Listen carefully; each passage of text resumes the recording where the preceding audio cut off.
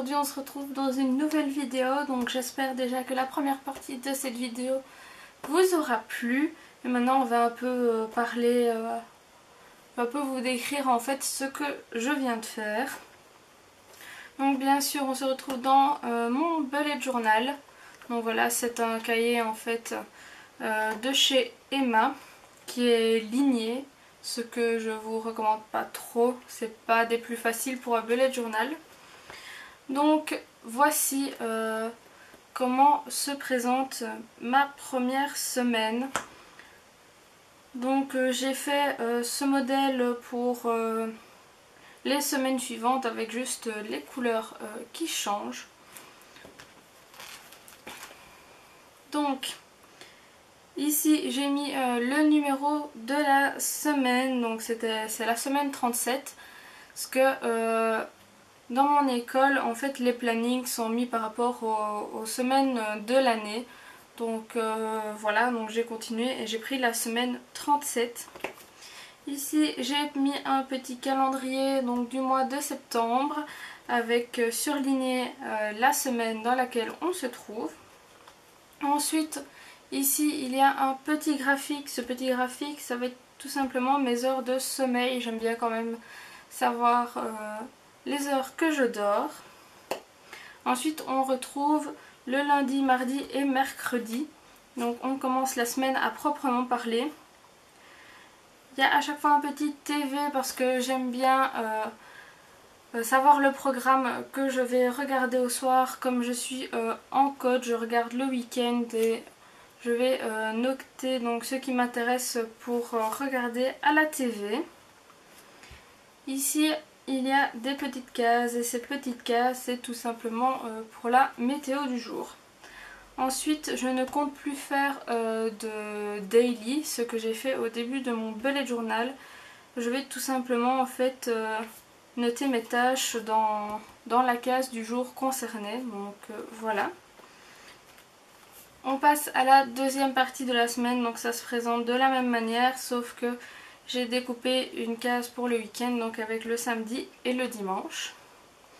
Ici en bas on retrouve en fait les repas parce que je vais prévoir à l'avance ce que je vais manger du lundi au jeudi, donc les jours où je suis en côte.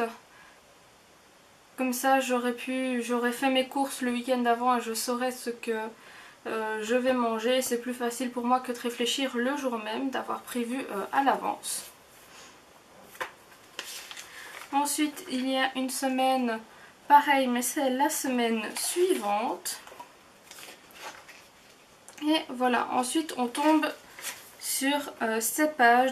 J'ai décidé tout simplement de consacrer une page entière à mon horaire de cours. Parce qu'avant je les notais fait juste ici en dessous du nom du jour de la semaine. Et j'ai décidé de faire un horaire sur toute une page. Ça va être plus facile parce que j'avais vraiment pas assez de place pour le noter ici. Donc j'espère que ça va fonctionner. Donc voilà, j'ai fait pour 2 semaines. On retrouve encore une semaine la semaine suivante, donc la dernière semaine de septembre. Et ensuite on tombe sur ceci. J'ai décidé en fait de reprendre toutes les unités d'enseignement, donc tous les groupes de cours que j'aurai l'année prochaine. Donc il y en a quand même quelques-uns parce que je pensais que sur une double page j'aurais assez, mais j'ai dû continuer derrière, donc ça c'est absolument pas grave. Comme ça me permet de toujours avoir avec moi mes cours, surtout au début pour la rentrée, mais aussi après pour l'approche des examens. J'aurai en fait les crédits qui sont concernés par l'unité. Donc parce qu'il faut avoir réussi toute l'unité, donc plusieurs cours des fois pour avoir les crédits.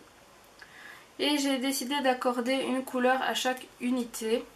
Et chaque cours dans l'unité aura une couleur donc dans la thématique. Donc ici biologie, j'ai décidé de mettre en vert et donc c'est 2 verts différents pour les 2 cours qui se trouvent dans l'unité.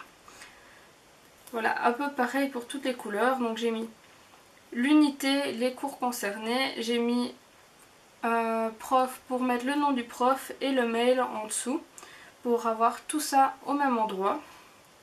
En rouge, donc comme vous l'aurez peut-être compris, ce sont les crédits.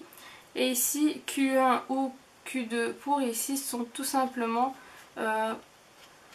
le quadrille dans lequel j'aurai le cours. Donc voilà, ça c'est mes cours du Q1 et là on a les cours du Q2. Donc voilà, j'espère que cette organisation va me convenir. De toute façon, je peux encore changer des petites choses et je vous tiendrai au courant pour ça. En attendant, moi j'espère que cette vidéo vous aura plu. Si vous voulez plus de vidéos de ce style, n'hésitez pas à me le demander, je le ferai avec grand plaisir. Et nous on se retrouve dans une prochaine vidéo. Bye bye!